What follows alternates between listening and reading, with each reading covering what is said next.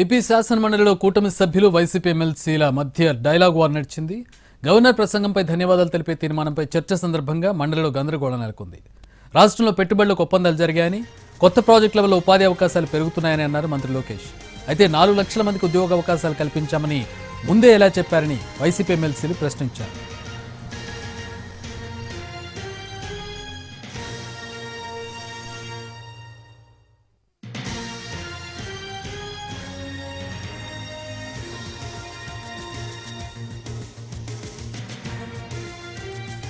పెట్టుబడులు పెట్టగానే ఉద్యోగాలు వస్తాయని తాము చెప్పట్లేదని, పరిశ్రమలు వచ్చిన తర్వాత 2-3 ఏళ్లలో ఉద్యోగ అవకాశాలు వస్తాయని లోకేష్ బదులిచ్చారు.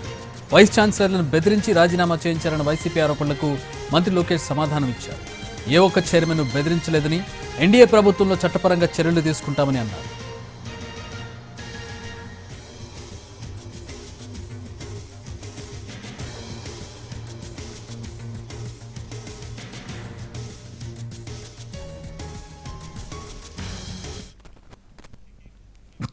ఇంగ్లీష్ మీడియం కావాలంటారని, మళ్ళీ ఇంగ్లీష్లో చెబితే ఇబ్బంది అంటారని మంత్రి లోకేష్ అన్నారు.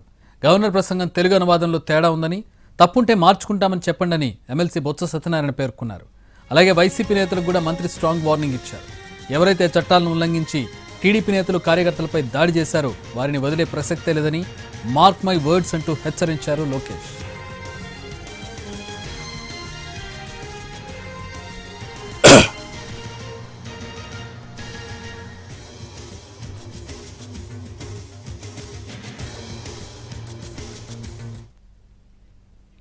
గవర్నర్ ప్రసంగం ఇంగ్లీష్ తెలుగు వర్షన్కు తేడా ఉందన్నారు బొత్స. తప్పును మార్చుకోవడానికి మీకు ఇబ్బంది ఏంటని ప్రశ్నించారు. ఇంగ్లీష్ వెర్షన్ కి తెలుగు వెర్షన్ కి సమ్ డిఫరెన్స్ ఉంది. భాషల్లోనూ భావనలోనూ తేడా ఉంది. అది వాస్తవం, అది కాదనడానికి లేదు. కాబట్టి ఆ జరిగిన పొరపాటును సరిదిద్దుకుంటాము. కానీ వారు చెప్తుంది ఏంటంటే ఫ్యూచర్ లో వస్తాయి 4 లక్షల ఉద్యోగాలు అవకాశాలు కల్పించాము. ఫ్యూచర్ లో వస్తాయనేది మీ తాలూకా భావం, మీ ప్రభుత్వం తాలూకా ఉద్దేశం. ఇప్పుడున్న సందర్భం ఏంటంటే ఇంగ్లీష్ వెర్షన్ కి తెలుగు వెర్షన్ కి సమ్ డిఫరెన్స్ ఉంది. భాషల్లోనూ భావనలోనూ తేడా ఉంది. అది వాస్తవం, అది కాదనడానికి లేదు. కాబట్టి ఆ జరిగిన పొరపాటును సరిదిద్దుకుంటాము. కానీ వారు చెప్తుంది ఏంటంటే ఫ్యూచర్ లో వస్తాయి 4 లక్షల ఉద్యోగాలు కల్పించాము. ఫ్యూచర్ లో వస్తాయనేది మీ తాలూకా. గవర్నర్ ప్రసంగంలో 4 లక్షల ఉద్యోగాలు కల్పన లక్ష్యం అని చెప్పామని లోకేష్ సమాధానం ఇచ్చారు. ఉద్యోగాలు కల్పించామని ఎక్కడా చెప్పలేదన్నారు. రోజు పెట్టుబడులు పెట్టేదానికి ఒప్పందాలు కుదిరించుకున్నాం. ప్రాజెక్టులు గ్రౌండ్ అవుతున్నాయి. ఒప్పందాలు ఇన్ని లక్షల ఉద్యోగాలు కల్పిస్తామని వాళ్ళు అన్నారు. అవకాశాలు ఇంగ్లీష్ తెలుగులో కూడా చాలా స్పష్టంగా ఉపాధి అవకాశాలు కల్పించబడింది. మీరు 3rd page sir, last point చదవండి సార్. ఈ రోజు కేంద్రం మెడలు వంచి ప్రత్యేక హోదా తెస్తామన్న జగన్ హామీ ఏమైందని మంత్రి లోకేష్ ప్రశ్నించారు. 5 ఏళ్లు ఎన్డీఏకు అన్ని రకాలుగా మద్దతు ఇచ్చి ఏం తెచ్చారని నిలదీశారు. మెడలు వంచి ప్రత్యేక హోదా తెస్తాడు. ఏమైంది? మెడలు వంచి ప్రత్యేక హోదా తెస్తానని ఆనాడు చెప్పారో చెప్పలేదా? అన్ని బిల్స్ మీరు 5 సంవత్సరాలు సపోర్ట్ చేశారు. ఏమైంది? ప్రత్యేక హోదా తీసుకురాలేదు. మేము మళ్ళీ చెప్తున్నాం తెలుగుదేశం పార్టీ జనసేన సభ్యులు కూడా ఉన్నారు. తెలుగుదేశం పార్టీ జనసేన 2 పార్టీలు కలిసి అన్కండిషనల్ గా సీఎం చంద్రబాబు తొలి సంతకం మెగా డిఎస్సీపై చేశారని, కానీ 9 నెలలైన ఒక్క టీచర్ పోస్టు భర్తీ చేయలేదన్నారు వరదు కళ్యాణి. ఉద్యోగులకు పీఆర్సీ ఇవ్వలేదని గత పీఆర్సీ చైర్మన్ బెదిరించి రాజీనామా చేశారని అన్నారు. గారు అధికారంలోకి వచ్చాక తొలి సంతకమేమో మెగా డిఎస్సీ మీద పెట్టారు అధ్యక్ష. 6 నెలల్లో డిఎస్సీ ఉద్యోగాలు భర్తీ చేస్తామన్నారు అధ్యక్ష. 9 నెలలు అయింది అధ్యక్ష, ఒక్క టీచర్ పోస్ట్ కూడా భర్తీ చేయలేదు అధ్యక్ష. అలాగే తీసుకుంటే గౌరవ మంత్రివర్యులు లోకేష్ గారు జనవరి 1వ తేదీన జాబ్ క్యాలెండర్ ఇస్తామని మంత్రివర్యులు చెప్పడం జరిగింది అధ్యక్ష. క్యాలెండర్ ఇయర్ మారిపోయింది కానీ జాబ్ క్యాలెండర్ మాత్రం ఇవ్వలేదు అధ్యక్ష. అలాగే ప్రభుత్వ ఉద్యోగుల పరిస్థితి, ప్రభుత్వ ఉద్యోగులకి ఏంటంటే 9 నెలల్లో ప్రభుత్వం తాలూకా నిజ స్వరూపం తెలిసిపోయింది అధ్యక్ష. ఎందుకంటే ఒక్క డిఏ కూడా 9 నెలల్లో ఇవ్వలేదు అధ్యక్ష. అసలు ఒక్కడియే కూడా ఇవ్వని ఏదైనా ఉందంటే అది ఈ కూటమి ప్రభుత్వంలో ఉన్న ఈ పరిపాలనలోనే అధ్యక్ష.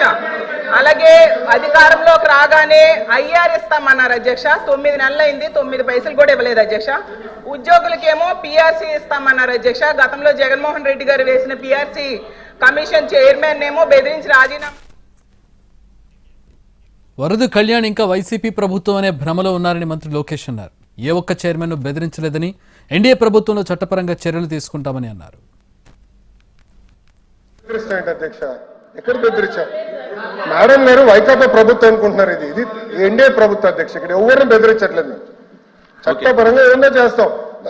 చైర్మన్లు బెదిరించాలంటే ఎట్లా అధ్యక్ష? ఇది సిపిఎస్ రద్దు చేస్తారన్నారు, రద్దు చేస్తారా చెప్పానండి సార్. సరెండర్లు ఎన్ని పెండింగ్ పెట్టి వెళ్ళారు సార్. పోలీస్ సోదరులు రావాల్సిన సరెండర్ చాలా పెండింగ్ పెట్టారు. మన ప్రభుత్వ అధికారులకు వచ్చే సరెండర్ మనం 1 సరెండర్ క్లియర్ చేస్తాం సార్. బ్యాలెన్స్ కూడా క్లియర్ చేస్తాం సార్. జీతాలు సకాలంగా 1వ తారీఖు నాడు చెల్లిస్తున్నాం. ఏం చేస్తున్నాం? సింపుల్ గా ఇట్లా చైర్మన్లు బెదిరించారంటే మీరు ఒప్పుకుంటే ఎట్లా అధ్యక్ష? ఇది దయచేసి అర్థం చేయండి అధ్యక్ష. ఎన్ని రికార్డు నుంచి తొలగించాలి అధ్యక్ష. చైర్మన్లు బెదిరించాం, ఇది కరెక్ట్ కాదు అధ్యక్ష. దయచేసి అర్థం చేయండి. గత ప్రభుత్వంలో మీరు ప్రత్యేక హోదా అని చెప్పి ప్రత్యేక ప్యాకేజీకి అంగీకరించలేదని బొత్స ప్రశ్నించారు. ఆ రోజు రాష్ట్ర ప్రయోజనాలు కల్పించలేదని మండిపడ్డారు. ప్రభుత్వంలో 2004 నుంచి 2014 నుంచి 19లో ఉన్నప్పుడు ఏంటి మరి ప్రత్యేక హోదాని ప్రత్యేక ప్యాకేజీకి వచ్చి మీరు వచ్చి అయిపోలేదు, ఇంత వాళ్ళతో మొత్తం అయిపోలేదు. ఆ రోజు రాష్ట్ర ప్రయోజనాలు కనిపించలేదా? ప్రత్యేక ప్యాకేజీ వ్యాపారం విషయం వారికి తెలియదా? ఎందుకు చేశారు? అది ఎందుకు చేశారు? అప్పుడున్న సందర్భం బట్టి ఆ కార్యక్రమాన్ని లేకపోతే ఈ కర్మ ఎందుకు ఈ రాష్ట్రానికి ఈ కర్మ ఎందుకు వచ్చింది? ఎందుకు ఇది వచ్చింది ఆలోచించారు. కాబట్టి దయచేసి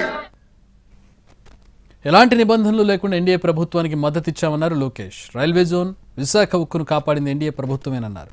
అమరావతి, పోలవరానికి నిధులు తీసుకొచ్చామని స్పష్టం చేశారు. చేస్తూ కేంద్ర ప్రభుత్వంతో మా పైన ఆధారపడి ఉంది అంటాం కరెక్ట్ కాదు అధ్యక్ష. నేను మళ్ళీ చాలా స్పష్టంగా చెప్తున్నా. తెలుగుదేశం పార్టీ కానీ జనసేన పార్టీ కానీ అన్కండిషనల్ గా మేము సపోర్ట్ చేసాం కేంద్ర ప్రభుత్వం. ఆనాడు ప్రధానమంత్రి గారిని చంద్రబాబు నాయుడు గారు కానీ పవన్ అన్న కోరింది రాష్ట్రాన్ని మీరు కాపాడాలి, పెట్టుబడులు నిధులు ఇవ్వాలి అని చాలా స్పష్టంగా చెప్పాం. దాంట్లో భాగంగా మేము తీసుకొచ్చాం. రైల్వే జోన్ తీసుకొచ్చింది మేము అధ్యక్ష. విశాఖ ఉక్కుని కాపాడింది ఎన్డీఏ ప్రభుత్వం అధ్యక్ష. గతంలో కాపాడింది ఎన్డీఏ ప్రభుత్వం, మళ్ళీ కాపాడింది ఎన్డీఏ ప్రభుత్వం అధ్యక్ష. వాజ్పేయి గారు కాపాడారు, ఇప్పుడు నరేంద్ర మోడీ గారు కాపాడారు. మేము వెళ్ళి మాట్లాడాం, మేము చర్చించాం, అది జరిగింది. అంతేకాకుండా అధ్యక్ష అమరావతి